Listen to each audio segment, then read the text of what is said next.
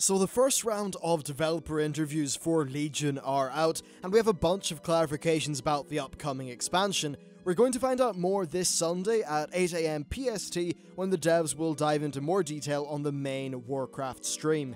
First of all though, let's talk about the story clarifications. So this is main universe Illidan, so no bullshit. He was thrown through the Nether and into our world, which somewhat confirms that the Twisting Nether does span different realities.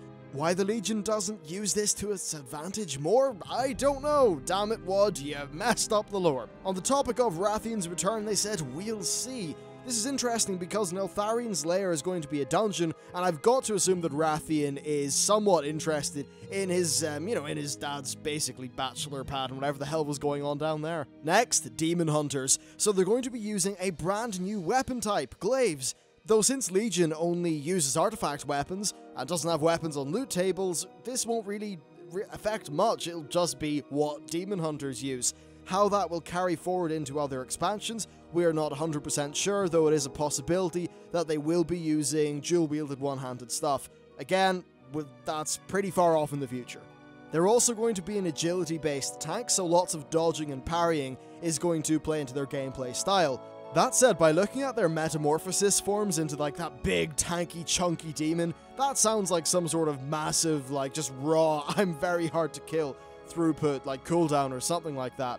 Overall though, the tanks are supposed to have that agile feel, so maybe similar to the monks. They also use leather armor. Since they are all about being agile, male made less sense from a class fantasy perspective, even though we are technically due another male class in terms of balancing out the loot types. Still, I don't really think the latter point matters that much.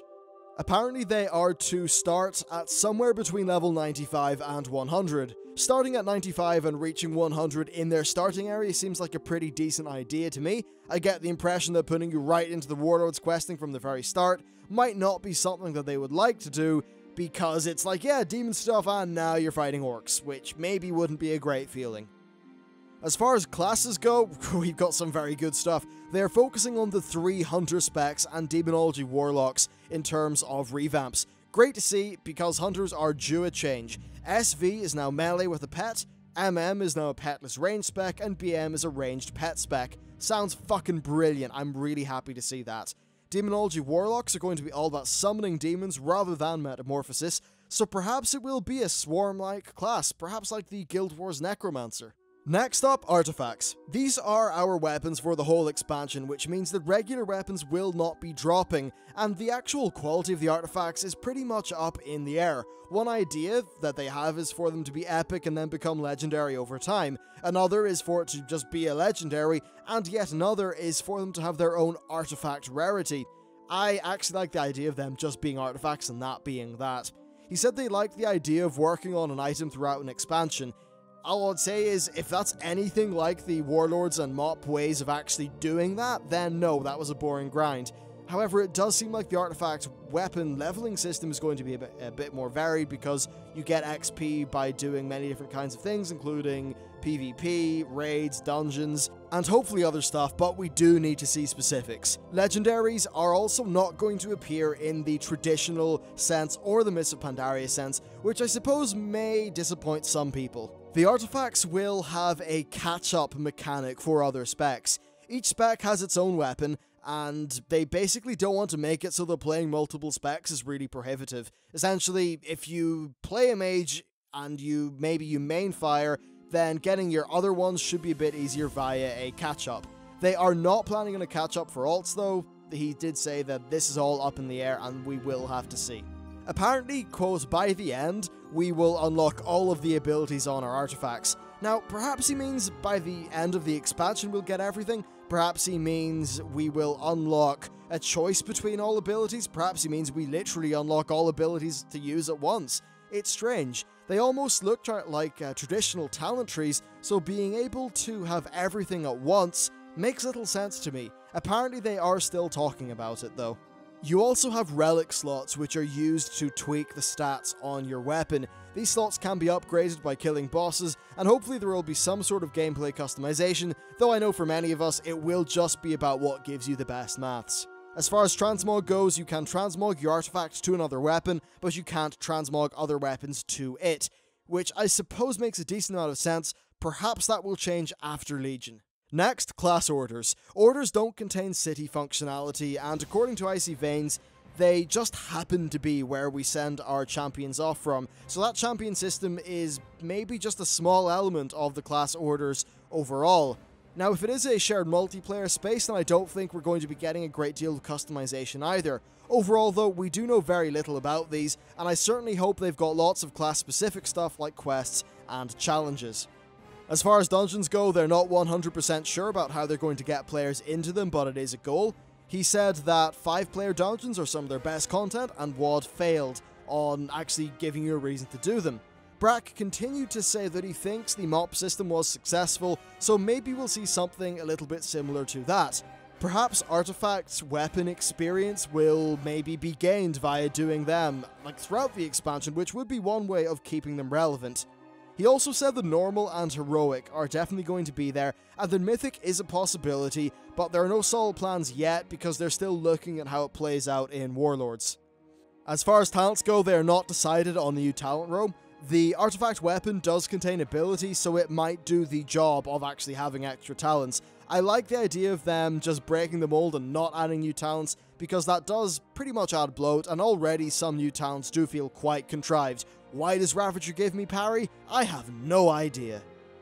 As for the stat squish, well, there won't be one. Apparently there is enough headroom for another expansion's worth, though health pools will get quite high.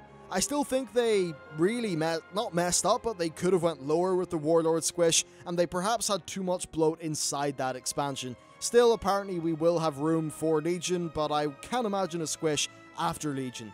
In terms of professions, they are getting a lot of new content due to the feedback from Warlords. That's great to hear because Warlords killed my interest in professions. Hopefully Legion will reinvigorate that. In terms of Dalaran, well, it's more or less going to be a port from Wrath in this expansion. That would suggest there's not much of a revamp to it, though I do think that something is needed. It needs to feel fresh, even if it's just changing a few buildings and clearing up the textures and making it look shinier. It was made in 2007/8, so it will probably look jarring in comparison to assets that are far newer and more high-res.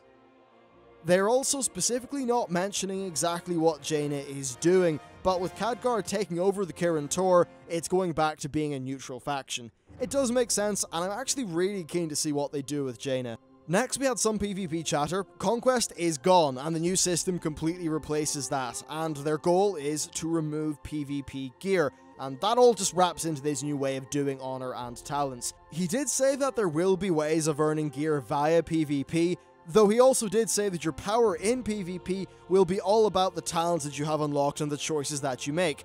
It's also a good thing that those talents unlock relatively fast, and I suppose most of the time is put into the prestiging, which is all for cosmetics. He did say that they struggled with having two different gearing systems, but he also said your effective item level is your PvE item level, though that is apparently subject to change. It seems odd that they would remove gear from PvP and then somehow have your PvE item level matter and not be normalized, so that's all a bit confusing right now. As far as raids go, they're happy with the Warlord system, including having Warforged and gem slots. He said they might take those additional proc things a little bit further in terms of variance. Honestly, that just doesn't excite me. Maybe it works for some people. Certainly I hope Mythic doesn't include any of it, because the Mythic Raiders don't like that, and there's so few of them. I mean, you may as well do something to make them sort of happy. I don't think that stuff's fun, but whatever, it's what they're doing. It also doesn't really ruin the game for me either. And finally, I've got a really nice topic, flight. They're aiming to do the Warlord style of doing things where you can't initially fly, but at some point you unlock flying. Hopefully rather sooner and in a way that's a lot less reactionary and is more planned. And if it is planned, then they will be able to make it feel more fleshed out than just getting achievement. Or at least hopefully they will be able to. Obviously, he didn't really say that specifically. Again, though, we'll have to wait and see. As for everything in this video, we don't know, and also take things with a grain of salt. Healthy dose of skepticism is always a good thing. We all know what BlizzCon 2013 was like. But that's basically it. We're going to get more information at 8 AM PST on Sunday, where the developers will do a live session which goes a lot more into detail. That'll definitely be nice. But until then, that's it for me. Thank you very much for watching, and I'll see you next time.